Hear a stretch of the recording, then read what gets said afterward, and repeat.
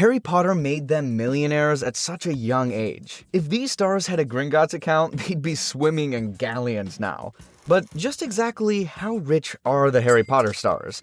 Who earned the most and how do they splurge? Grab your butterbeer and let's open the vault. My name is Elliot, and today we're counting down the top 5 Harry Potter stars by net worth in 2026, breaking down exactly how they manage their money. Movie contracts, brand deals, investments, property portfolios, and yes, even a little tax trouble. We're starting at number 5 with Tom Felton, who played Draco Malfoy. As of 2026, his net worth is estimated to be around $10 million. Proof that being a villain does pay the bills. That might sound modest compared to some of his co-stars, but here's the thing.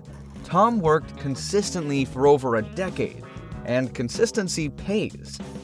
Unlike Daniel, Emma, and Rupert, Tom was never part of the core trio, so his Harry Potter paychecks weren't publicly broken down film by film, but he appeared in all 8 Potter movies, which means long-term contracts, residuals, and steady increases as the franchise exploded globally. After Hogwarts, Tom didn't disappear. He jumped into films like Rise of the Planet of the Apes, TV shows like The Flash, and in 2025, he reprised his role as Malfoy in the Wizarding World's Broadway play, Harry Potter and the Cursed Child. That Broadway move? That's not just fan service, that's smart money. Live theater tied to Potter nostalgia brings prestige and steady income, especially when fans are willing to pay premium ticket prices to see an original cast member. Tom doesn't headline massive brand deals or luxury campaigns, but he earns steadily through acting, fan conventions, music projects, and Wizarding World appearances. Don't need no Malfoy inheritance to keep himself afloat. At number 4, we have Ron Weasley himself, Rupert Grint. Rupert Grint's estimated net worth sits around $50 million, but what really pulled back the curtain on his finances wasn't a movie, it was a tax court ruling in 2024. Let's rewind. Rupert made most of his fortune playing Ron Weasley, and by the time the final Harry Potter films rolled around, he was earning tens of millions. Various reports estimate he made around $60 million total from the franchise, which adjusts to roughly $70 million with inflation. But in late 2024, Rupert found himself in the headlines for something very un-wizard-like. A legal battle with HM Revenue and Customs in the UK. The dispute centered on a £4.5 million payment he received years earlier through a company set up to manage his earnings. Rupert's team classified it as a capital asset, which is taxed at a lower rate. HMRC argued it was actually income.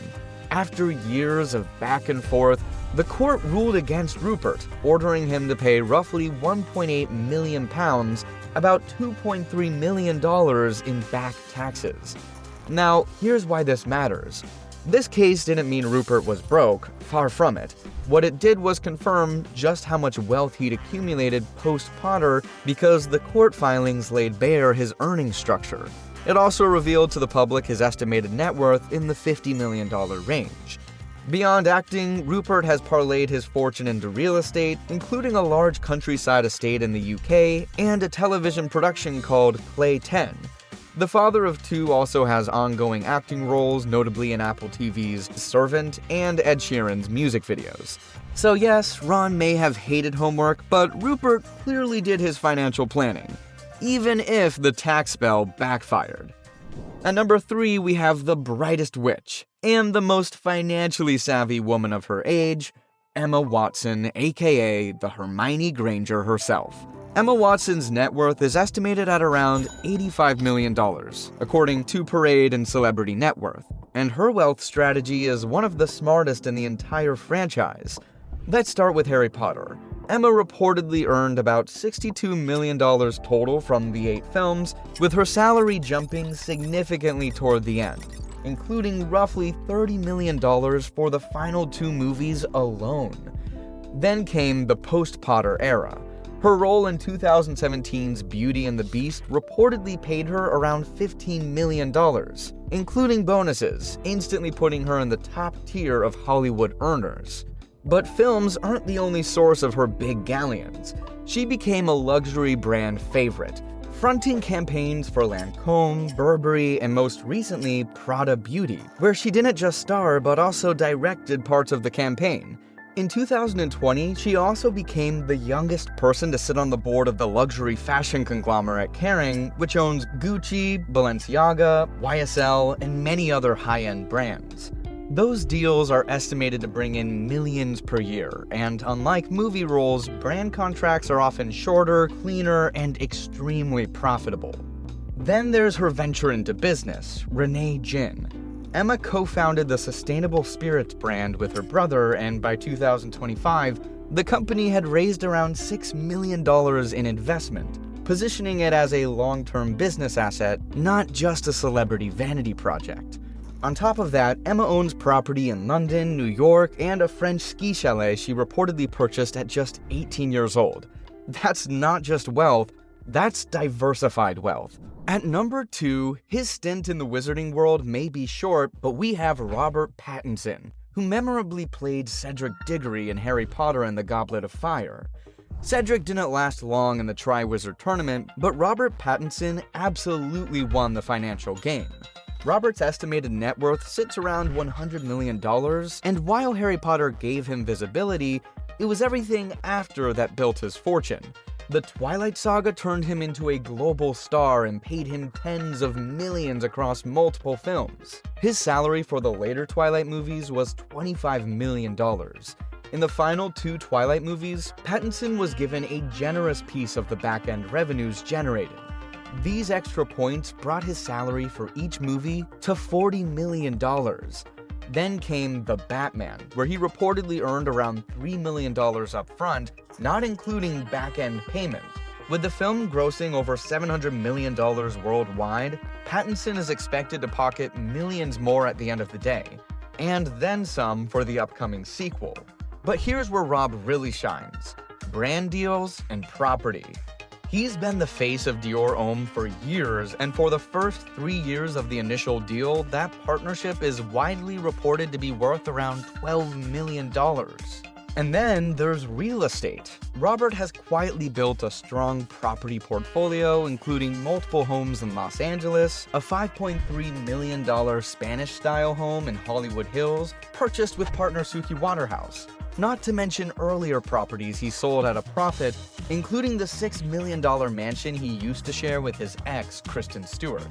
Unlike many actors, Rob balances blockbusters and indie films with luxury brand deals and real estate appreciation, which means his money keeps working even when he's off screen. And at last, living up to the Chosen One title, number 1 on the list is Daniel Radcliffe, Harry Potter himself. Daniel Radcliffe remains the wealthiest of the main Harry Potter cast, with a net worth estimated at $110 million or more according to Parade, Fortune, and Celebrity Net Worth. Daniel went from earning $1 million for the first film to gradually having the number triple for the second, and then double again for the next. Actually, let us just break it down for you. $3 million for the Chamber of Secrets, $6 million for the Prisoner of Azkaban, $11 million for the Goblet of Fire, $14 million for Order of the Phoenix, $24 million for Half-Blood Prince, and around $50 million combined for the final 2 films. Altogether, he earned roughly $95 to $100 million from Potter alone.